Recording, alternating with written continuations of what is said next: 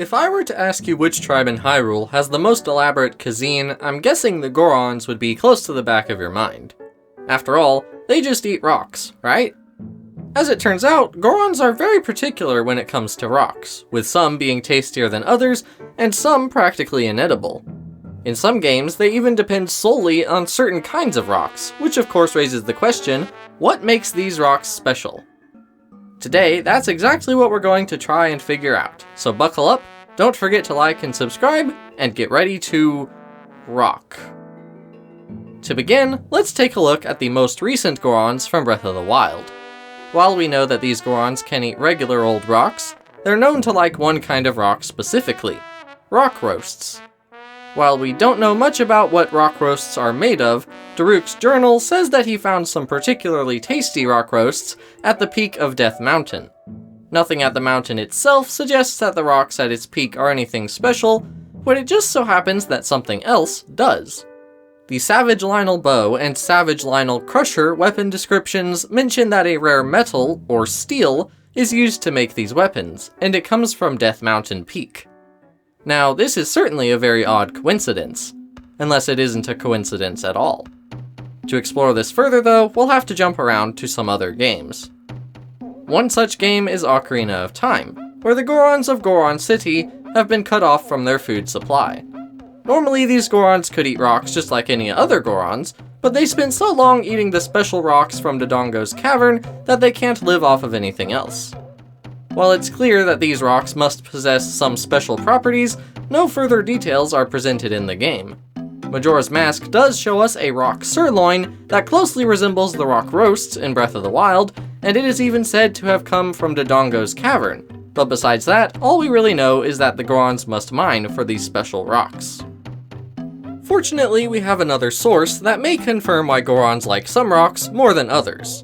In the Minish Cap, you can meet Big Goron at the top of Vale Falls, where he will ask if he can chew on your shield. He makes this request because he longs to taste steel, as he says that Gorons are fond of its taste.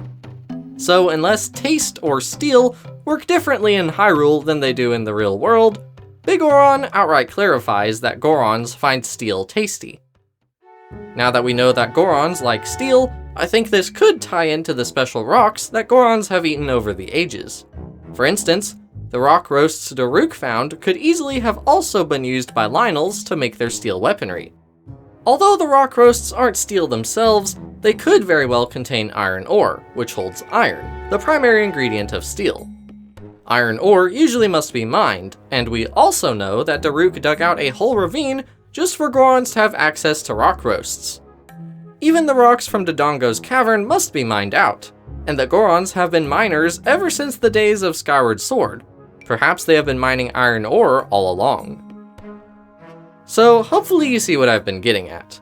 If true, this theory actually has some cool implications throughout the series. For instance, in Twilight Princess there are a lot of large magnetic tools in the Goron mines. These massive magnets are strong enough to pull Link off of the ground when wearing the iron boots. So perhaps they are used to gather iron ore as well. After all, some iron ores are magnetic, and such powerful magnets could likely retrieve even the smallest amount of iron ore. There is one thing I still wonder about though. What happens to this metal after the Gorons eat it? It might sound like a weird question, but I couldn't get it out of my head, so I came up with two ideas about where the iron might go that I find kind of interesting. Let's start with the more normal of the two, digestion. If Gorons are able to eat iron ore and steel, it kind of makes sense that they would digest it as well.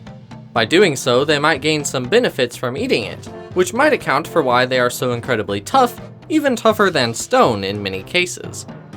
One Goron mentions that the rocks from Dodongo's cavern are both delicious and nutritious, so perhaps these rocks keep them healthy as well.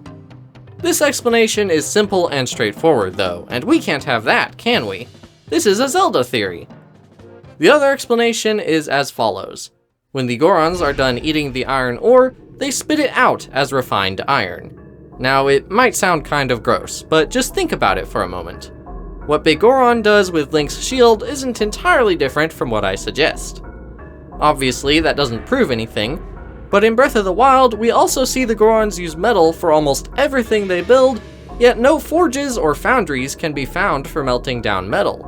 In fact, despite the Gorons being well known as metalworkers and blacksmiths, they never seem to have a furnace or foundry anywhere in their cities, even in Majora's Mask, where there's a human blacksmith who does have a forge.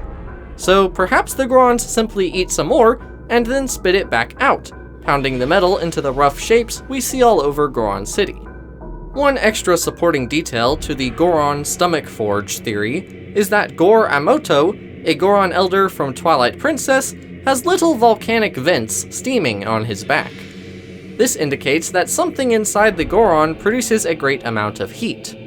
One other thing required to melt metal is oxygen, and Gorons are known to breathe as well, yet they can also survive underwater for extended periods of time. This oxygen, then, isn't sent to the lungs like ours is, but it could be used to help fuel their stomach fires, if you will.